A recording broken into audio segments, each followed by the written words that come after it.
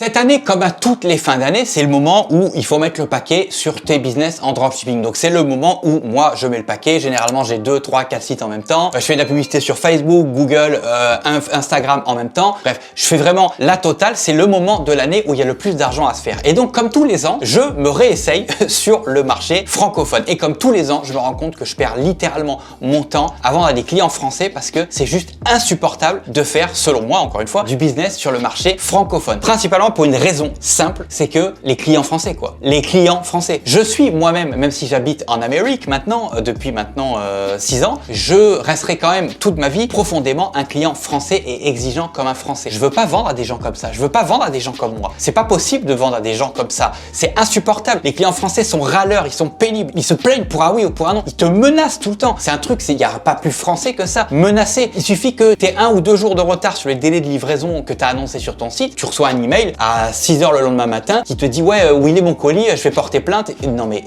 on marche sur la tête là, c'est pas possible. Eh, calmez-vous les clients français là, calmez-vous. Faut arrêter d'être exigeant à ce point-là. Ceux qui savent ce que c'est que de gérer un SAV sur le marché, un SAV qui marche, hein, attention, hein, je te parle d'une boutique qui fait du chiffre et qui fait des commandes. Hein. Ceux qui ont déjà vécu l'expérience de gérer un SAV en période de fête où ça marche vraiment fort, ils savent à quel point le matin tu te réveilles, t'as la boule au ventre, tu vois. Tout ça parce que les clients français sont des casse-couilles, tout simplement. Et le pire, c'est qu'en plus de ça, ils sont méfiants, ils ont toujours peur, même en 2021, on est en 2021, voilà, même en 2021, ils ont toujours peur d'acheter sur Internet. Je comprends pas comment on peut encore avoir peur en 2021 d'acheter sur Internet. Si tu as un problème, tu te retournes contre ta banque, elle te rembourse, puis on n'en parle plus, tu vois. Mais les clients français ont toujours ce truc qui est ancré, cette espèce de méfiance, et c'est pour cette raison que moi, les clients français, non, je veux pas en entendre parler. Et un truc aussi, ah oui, j'ai oublié de te le dire, mais c'est finalement le pire pour moi, c'est les clients français, ils ont pas d'argent. C'est simple et net et clair, c'est que les clients français, ils ont pas un peso, ils ont rien, ils ont que dalle, ils n'ont pas d'argent, ils ont aucun pouvoir d'achat. Toi, ton objectif quand tu fais du dropshipping, c'est quoi? C'est de faire de l'argent. Comment tu veux faire de l'argent ou en tout cas faire beaucoup d'argent? Parce que faire de l'argent, c'est pas compliqué, hein, mais faire beaucoup d'argent, c'est autre chose. Comment tu veux faire beaucoup d'argent sur un marché avec des clients qui n'ont pas d'argent? Tu vois, ça fait aucun sens ce que je te raconte. Pourtant, il y a un moyen d'éviter ça et c'est le choix que moi j'ai fait rapidement. Moi, j'ai fait une boutique sur le marché francophone quand j'ai commencé le dropshipping, puis tout de suite j'ai changé parce que je me suis rendu compte que tout ce que je viens de te dire, que les clients c'est des relous, qu'ils n'ont pas d'argent, etc., etc. Donc moi j'ai choisi de faire du dropshipping sur le marché américain pour plusieurs raisons que je vais t'énumérer maintenant. Déjà, premièrement, les Américains sont 330 millions, alors qu'en France ils sont quoi, 70 millions, un truc comme ça. Donc ça fait 6 à 7 fois plus de clients potentiels, premièrement. Deuxièmement, le système bancaire est totalement différent et ça c'est pareil ici au Canada par exemple. Donc les gens dépensent de l'argent qu'ils n'ont pas. Donc dépenser de l'argent en conneries, c'est normal. Pour eux, c'est absolument normal, il n'y a aucun problème. Ça ne leur fait pas peur de dépenser de l'argent en conneries parce que de toute façon, ils dépensent de l'argent qu'ils n'ont pas. C'est pas leur argent, c'est l'argent de la banque. Donc pour eux, ça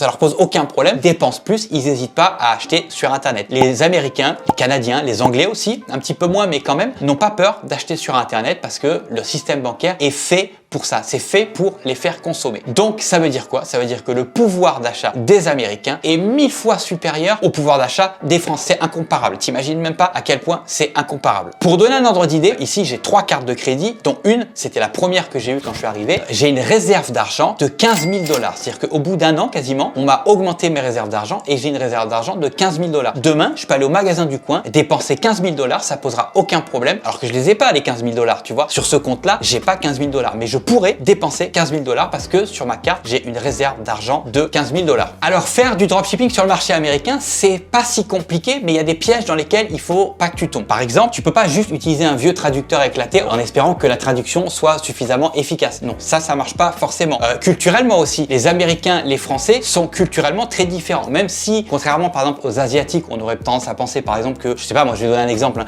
les Français et les Japonais, on sait déjà physiquement on n'est pas pareil, mais on sait que culturellement on est radicalement opposés. On a tendance en France à penser que, étant donné que les Américains nous ressemblent plus, on est pareil. Mais en fait non, c'est pas du tout le cas. C'est comme les Québécois. Il y a plein de Français qui partent de la France pour aller vivre au Québec en se disant que le Québec ça va être comme la France parce qu'ils parlent français. Ça n'a aucun rapport. Le Québec, c'est les États-Unis où ça parle français, en gros, pour résumer. Alors, je suis désolé s'il y a des Québécois qui regardent cette vidéo et qui sont outrés de ce que je viens de dire, mais là, je te dis, hein, c'est mon ressenti en tant que Français qui habite au Québec depuis maintenant 6 ans, mais le Québec, c'est les États-Unis où on parle en français. Bref, il y a des pièges dans lesquels tu dois éviter de tomber si tu veux te lancer dans le dropshipping aux États-Unis. C'est que, comme je te disais, culture est différente, le marketing est différent, on fait les choses un petit peu différemment ici en France. Alors je vais donner quelques exemples comme ça de différences entre le marché français en tout cas et la France et les États-Unis et le Canada par exemple. C'est que déjà les habitudes de consommation sont différentes, on consomme pas de la même manière, le système bancaire est différent, le marketing comme je te disais tout à l'heure est différent, donc tu n'utilises pas les mêmes leviers pour convertir.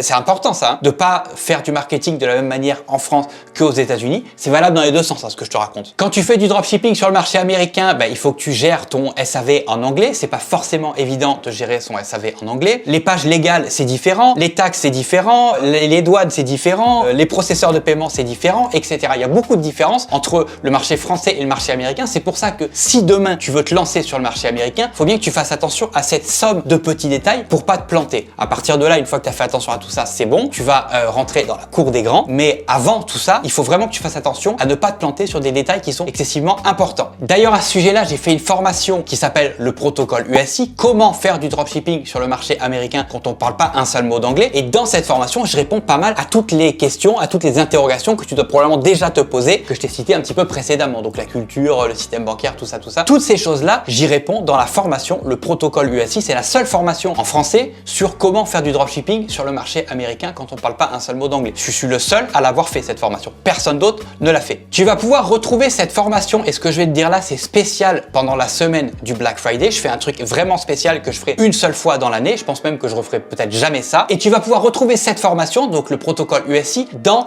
l'armée des samouraïs. L'armée des samouraïs, c'est quoi? C'est un gros pack de formations dans lesquelles tu vas pouvoir retrouver toutes mes formations. Regarde par exemple, formation affiliation samouraï, comment gagner un SMIC facilement avec l'affiliation. La méthode BSD, c'est une méthode inconnue et underground pour gagner jusqu'à 10K par mois en faisant travailler les autres. Comment brander sa boutique, comment faire de l'email marketing en dropshipping, parce que ça c'est pareil, hein. Là je vois qu'il y a de plus en plus de gens qui font des formations là-dessus, mais encore une fois, le premier à faire une formation sur l'email marketing en dropshipping, c'était moi. Comment créer une formation si tu as envie de créer une formation en ligne en moins de 24 heures, comment faire du dropshipping de manière éthique, comment vendre des services simples et sans compétences sur les sites comme 5euros.com, Fiverr, etc. Comment vendre tous les jours grâce à YouTube. Voilà, tout ça, tu vas pouvoir retrouver toutes ces formations-là dans l'armée des samouraïs. Cette offre est valable uniquement pendant la semaine du Black Friday. Je te mets le lien en bas dans la description, c'est le premier lien. Si tu veux rejoindre l'armée des samouraïs et obtenir toutes les formations. Voilà, j'ai fini ce que je voulais te dire pour aujourd'hui. Si tu as des questions, n'hésite pas comme d'habitude, pose-les-moi dans les commentaires, ça va me faire plaisir de te répondre. N'oublie pas aussi avant de partir de mettre un pouce bleu à la vidéo, ça aide, tout ça, ça aide au référencement. De t'abonner à la chaîne parce qu'on est quasiment 5000 sur cette chaîne et je veux vraiment qu'on fasse les 5000 tous ensemble avant la fin de l'année et d'activer la petite clochonnette comme ça à chaque fois que je sortirai une nouvelle vidéo, t'en seras informé, tu recevras la petite notification qui te fera plaisir de la part de YouTube. Je me tais, je te laisse là, on se voit dans la prochaine vidéo. Tchuss!